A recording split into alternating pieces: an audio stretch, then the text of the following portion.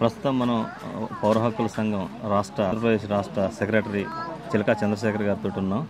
Sir, Sudhakar గారి encounter, ఆ తర్వాత పరిణామాలు, ప్రభుత్వం ఇక్కడ కుటుంబం మీద ఆంక్షలు కావచ్చు, బాడీకి సంబంధించింది కావచ్చు, లేకపోతే అంతకుముందు మనకు నంబాల కేశవరావు గారి బాడీని అయితే ఇవ్వలేదు, వాళ్ళతో పాటు ఇంకొక 5 ఉన్నారు. ఎట్లా ఈ రాజ్యం ఎట్లా వ్యవహరిస్తూ ఉంది? రాజ్యం పాశవికంగా, కిరాతకంగా, రాజ్యాంగ వ్యతిరేకంగా నడుచుకుంటూ ఉంది అనటానికి ఈ వరుస ఎన్కౌంటర్లు దాదాపు 500 పైచిలకు గత డిసెంబరు 24, 2024 నుంచి ఇప్పటి వరకు జరిగిన ఎన్కౌంటర్లు మనకు తెలియజేస్తున్నాయి.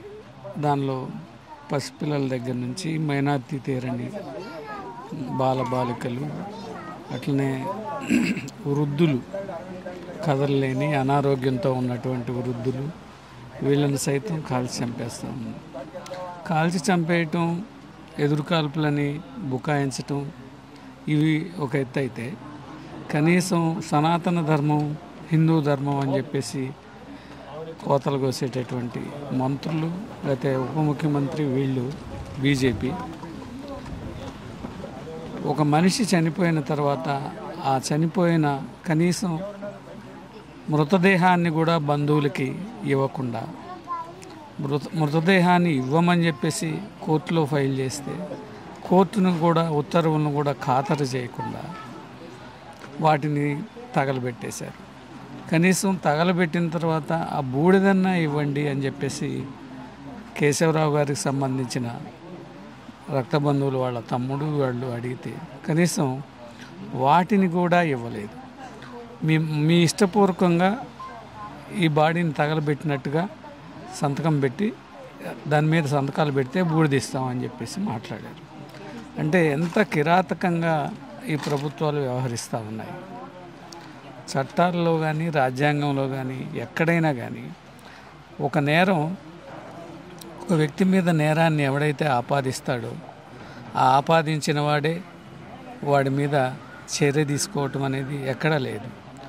అట్లాగానే ఆలోచించినట్లయితే ప్రతి వ్యక్తిని పోలీసుడు నేరస్తుడిగా గుర్తించిన ప్రతి వ్యక్తిని కూడా కోర్టుకు బదులు వాళ్లే శిక్షలు వేయాలి. కానీ అత్యున్నతమైనటువంటి జీవించే హక్కు ఆర్టికల్ 21ని కాలు రాసేటప్పుడు కనీసం కాలు రాస్తూ వాళ్ళని కోర్టు ద్వారా నిరూపించబడాలి. ఏ మనిషినైనా కానీ కోర్టు ద్వారా, చట్టం ద్వారా మాత్రమే శిక్షింపక చేయాలి, చట్టం ద్వారా మాత్రమే మరణశిక్ష కానీ ఏదన్నా చేయాలి అని చెప్తా ఉంటే చట్ట వ్యతిరేకంగా వీళ్ళు మనుషుల్ని చంపేస్తూ ఉన్నారు. మృగాలను వేటాడినట్టు వేటాడుతూ ఉన్నారు. ఈ వేటాడమని ఎక్కడా ఈ రాజ్యాంగంలో ఎక్కడా లేదు. అనాధికారికంగా సిపిఐ మావోయిస్టులను పట్టుకోవడానికి అని చెప్పేసి కొంతమంది మొన్నటిదాకా సాల్వాజూడం ప్రైవేట్ సైన్యాన్ని ఏర్పాటు చేసుకున్నారు. ఆ తర్వాత ఇప్పుడు డీజీఆర్పీ దళాలు అని చెప్పేసి దానిలో పనిచేసిన వాళ్ళని కొంతమందిని తీసుకొచ్చి వాళ్ళ ద్వారా చేస్తూ ఉన్నారు. ఇన్ఫార్మర్ వ్యవస్థని పటిష్టంగా ఏర్పాటు చేసుకున్నారు. ఇంతకుముందు వాళ్ళ వదిన గారు చెప్పినట్టు కనీసం వాళ్ళు యూనిఫామ్లో ఉంటే ఆయుధాలు పట్టుకొని ఇతరులతో యుద్ధం చేస్తారు. కానీ వాళ్ళు యూనిఫామ్లో కూడా లేడు. ఈయన లేకుండా ఉన్న వ్యక్తిని తీసుకొచ్చి చంపేసి ఇది కూడా ఎన్కౌంటర్ అంటున్నారు. ఇప్పటికీ దాదాపు 60 మంది ఆదివాసీలు, వివిధ స్థాయిల వాళ్ళు పోలీసుల చెరలో ఉన్నారు. ఆ పోలీసుల చెరలో ఉన్న వాళ్ళని ఎప్పుడన్నా అమిత్ షా గారు నెలకింత అని చెప్పేసి టార్గెట్ పెట్టారు. ఆ టార్గెట్లో భాగంగా స్టేషన్లో ఉన్న వాళ్ళని బయటికి తీసుకురావటం, కాల్చి చంపటం, వీళ్ళు ఎన్కౌంటర్లో చనిపోయారని చెప్పటం, ఈ రకంగా చేస్తున్నారు. ఈ పద్ధతిని అనుసరించిన వాడు ఎవడు కూడా ఏ రాజ్యం కూడా ఎక్కువ కాలం మనజాలదు, పాలకులు కూడా. ఎందుకంటే మనం ఎక్కడో హిట్లరు అది ఇది అని చెప్పుకోకర్లా. ఇక్కడ ఇందిరాగాంధీ స్వర్ణ దేవాలయం మీద దాడి జరిగిన తర్వాత ఆ కుటుంబాలు చెల్లించిపోయినాయి, సిక్కులు చెల్లించిపోయారు. చెల్లించిపోయి ఏం చేశారు? ఆమెని కాల్చి చంపేశారు. ఆ తర్వాత రాజీవ్ గాంధీ సైన్యాన్ని ఇతర దేశాలకి తన సైన్యాన్ని పంపి అక్కడ ప్రభుత్వానికి అండగా ఉండటానికి అని చెప్పేసి ప్రయత్నం చేశాడు. ప్రయత్నం చేస్తే ఏమయ్యాడు? రాజీవ్ గాంధీ కూడా దారుణమైనటువంటి మరణానికి గురయ్యాడు. నేను చెప్పేదంటే అంతవరకు పాలకులు తెచ్చుకోవాల్సిన అవసరం ఏంది? మీరు రాజ్యాంగం మీద ప్రమాణం చేశారు, ఆర్టికల్ 21ని కాపాడాల్సిన బాధ్యత మీది. ప్రాథమిక హక్కుల్లో ఆర్టికల్ 21ని కాపాడాల్సిన బాధ్యత మీది. అట్లాంటి వ్యక్తులే మనుషుల్ని జంతువుల్ని వేటాడినట్టు వేటాడి కాల్చి చంపడం అంటే ఇంతకంటే దుర్మార్గమైంది ఏం లేదు. కాబట్టి ఈ ప్రభుత్వాన్ని ఇప్పుడు వాళ్ళు ఎదుర్కోలేరేమో, లేకపోతే ఇంకోటేమో, ఒక మనిషిని ఇంకో మనిషి చంపాలి అనే నిర్ణయానికి రాకూడదు.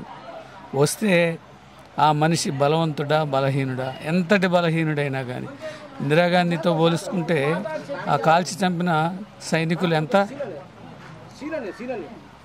అట్లనే రాజీవ్ గాంధీతో పోల్చుకుంటే కాల్చి చంపిన బాంబు పెట్టి కాల్చి చంపిన వాళ్ళు ఎంత బలవంతులు. కాబట్టి ఇక్కడ బలవంతుల బలహీనులు అనే మాట కాదు. మనం ఏర్పరచుకున్న చట్టాన్ని మనమే కాలరాచి వేస్తూ ఉంటే ఒక బర్నింగ్ పాయింట్ ఉంటుంది. ఆ బర్నింగ్ పాయింట్ వరకు చూస్తూ ఉంటారు. బర్న్ కావటం మొదలు పెడితే తర్వాత ఎవరు కూడా ఎవరిని కంట్రోల్ చేయలేరు. నువ్వే ప్రజలకు నేర్పుతున్నావు. ఆయుధం పెట్టుకొని ఇతరులను అణచివేయచ్చు అనే సిద్ధాంతాన్ని ప్రభుత్వమే నేర్పుతూ ఉంది. ఎంతటోనైనా ఆయుధం పట్టుకొని తుదముట్టించవచ్చు అని చెప్పి అదే ఆయుధాన్ని ఇతరులు పట్టుకొని నిన్ను కూడా తుదముట్టించవచ్చు కదా.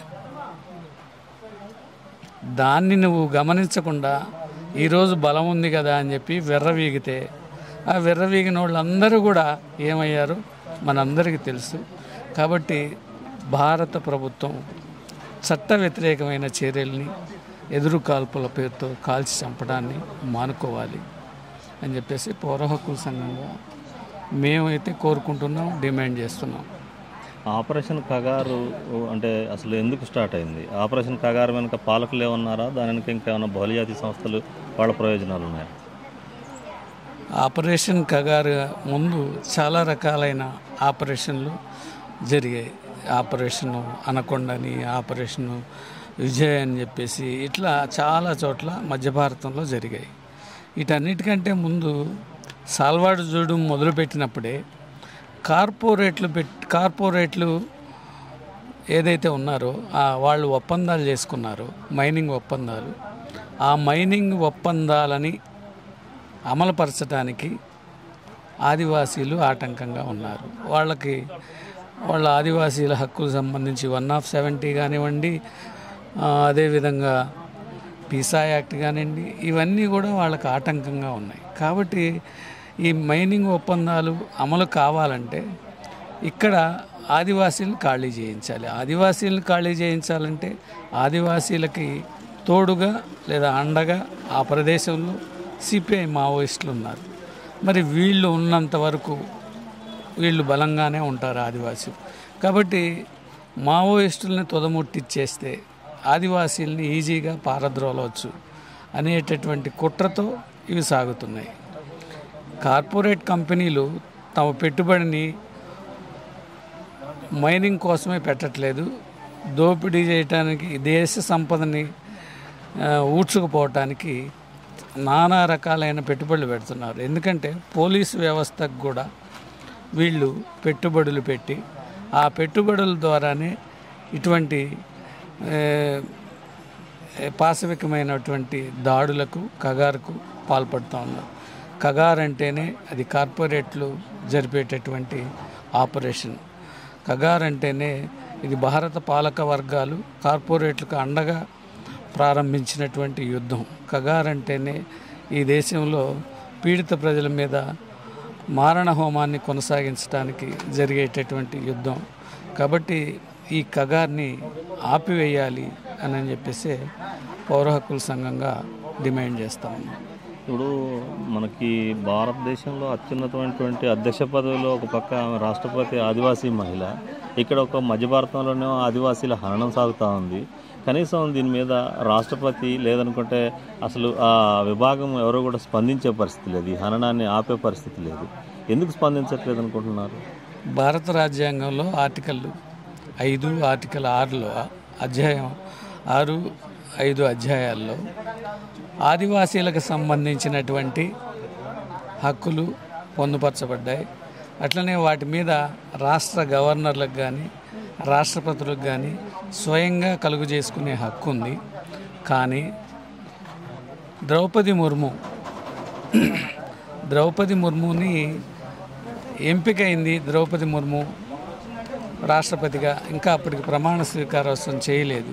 మేము ఆ రోజు ఒక మీటింగ్ పెట్టినప్పుడు ఈ దేశంలో ఉండే ఆదివాసీల ప్రాణాలకి ముప్పు ఏర్పడింది, ద్రౌపది ముర్ము ఎన్నికైందంటే మాకు ఆదివాసీల పట్ల ప్రేమ ఉంది అని చెప్పేసి ఒకవైపు చెబుతూ ఆదివాసీల్ని ధ్వంసం చేసే కార్యక్రమం మొదలైంది, జీవించే హక్కుని నాశనం చేసే కార్యక్రమానికి కేంద్ర ప్రభుత్వం శ్రీకారం చుట్టింది అని చెప్పేసి ఆ రోజు మేము మాట్లాడటం జరిగింది. ప్రస్తుతం నేను మాట్లాడాను, ప్రస్తుతం ఇప్పుడు అదే జరుగుతుంది. ఆదివాసీలను సంప్రదించకుండా, ఆదివాసీల ప్రమేయం లేకుండా భారతదేశ రాజ్యాంగంలో పార్లమెంటు కానీ అసెంబ్లీకి కానీ ఎటువంటి చట్టాలు చేయకూడదు అని చెప్పేసి భారత రాజ్యాంగం చెప్తాం. వాళ్ళతో కన్సల్ట్ అయ్యి మాత్రమే చేయాలి. కానీ ఆ కన్సల్టెన్సీ కూడా ఏమీ లేకుండా ఇష్టానుసారంగా చట్టాలు చేస్తామని కోర్టులను కూడా ప్రభావితం చేసి కోర్టు తీర్పులు కూడా ఆదివాసీల జీవించే హక్కును హరించే విధంగా ఇటీవల కాలంలో వచ్చాయి. ముఖ్యంగా వీళ్ళు జోక్యం చేసుకోవచ్చు అని చెప్పి రాజ్యాంగంలో ఉంది. కానీ ఇప్పటి వరకు ఎన్నికైనటువంటి ఏ రాష్ట్రపతి కానీ ఏ గవర్నర్ కానీ ఆదివాసీలకు జరిగే అన్యాయాల గురించి మాట్లాడినటువంటి దాఖలానే లేదు. అందుకే ఇది రాజ్యాంగ విరుద్ధమైనటువంటి యుద్ధం, ప్రజలపైన చేసే యుద్ధం. ద్రౌపది ముర్మును ఎందుకు చూపెట్టారు? ఇంతకుముందే నేను చెప్పాను, జ్ఞాని జైల్ సింగ్ని అధ్యక్షుని చేశారు, స్వర్ణ దేవాలయం మీద దాడి చేసింది కేంద్ర ప్రభుత్వం. అంటే ఎవరి వేలుతో వాళ్ళ కన్ను పొడవటం అనేది ప్రభుత్వానికి తెలుసు. అది కాంగ్రెస్తా లేకపోతే బీజేపీనా అనేం కాదు. రాష్ట్రపతిగా ఒక వ్యక్తిని ఎన్నిక చేసుకుంటున్నారంటే ఆ ఎన్నిక చేసుకున్న వ్యక్తి చేసుకోవటానికి కారణాలు కూడా ఇవే. కాబట్టి ఆదివాసీలని గురించి ముర్ము పేరుతో కలిగినటువంటి ఆదివాసీలను కూడా ఎన్కౌంటర్ చేశారు. ఛత్తీస్గఢ్లో కానీ జార్ఖండ్లో కానీ బోట్కపై ఎన్కౌంటర్. ఆమె ఇంతవరకు ఏమాత్రం స్పందించటం, ఎందుకంటే ఆమె నథింగ్ బట్ బీజేపీ కీలుబొమ్మే. ఓకే, ఇప్పుడు అంటే ఆపరేషన్ ఖగార్ మనకి 2026 మార్చి వరకు చివరి నక్సలైట్ని కూడా లేకుండా చేస్తానని బహిరంగంగా మన సెంట్రల్ హోమ్ మినిస్టర్ చెప్తా ఉన్నటువంటి పరిస్థితి ఉంది అమిత్ షా. ఎట్లా చూస్తారు దీన్ని? అసలు సాధ్యమని చెప్తాను నేను.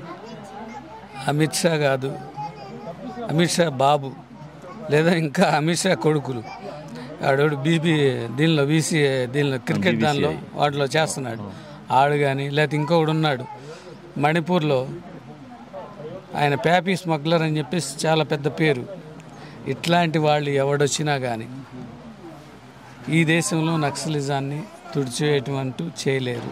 ఎందుకనంటే నక్సలిజం పుట్టిందే అసమానతలకు వ్యతిరేకంగా పుట్టింది. ఆకలి దప్పులకు సంబంధించి, పేదవాడి ఆకలి దప్పికలకు సంబంధించిందిగా అంశాన్ని పట్టుకొని ముందుకు పోయింది. భూమిని లేని పేదలందరూ కూడా భూమి కోసం ఫైట్ చేస్తామంటే దానిలో నుంచి నక్సలిజం పుట్టింది.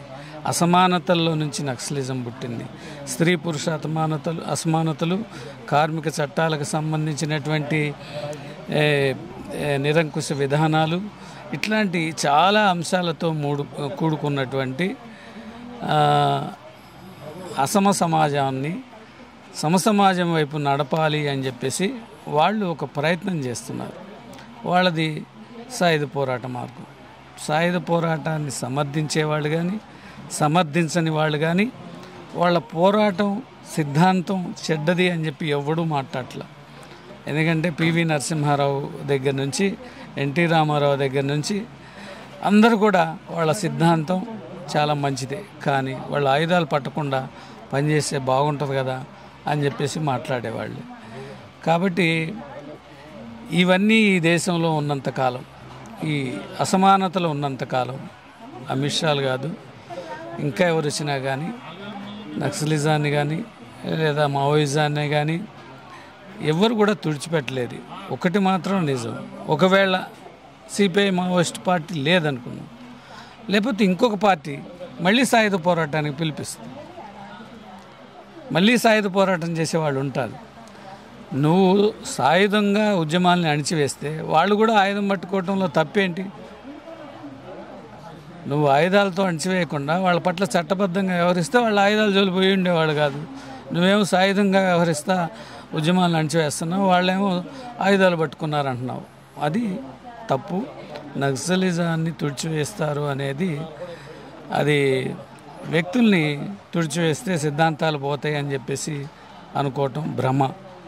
కొంతమంది వ్యక్తులు నష్టపోతారు, జరగచ్చు, కానీ ఇది మాత్రం ఆయన కలగా అంటున్నాడు. అది కళ నెరవేరదని చెప్పేసి హక్కుల సంఘాలుగా మేమైతే అనుకుంటున్నాం.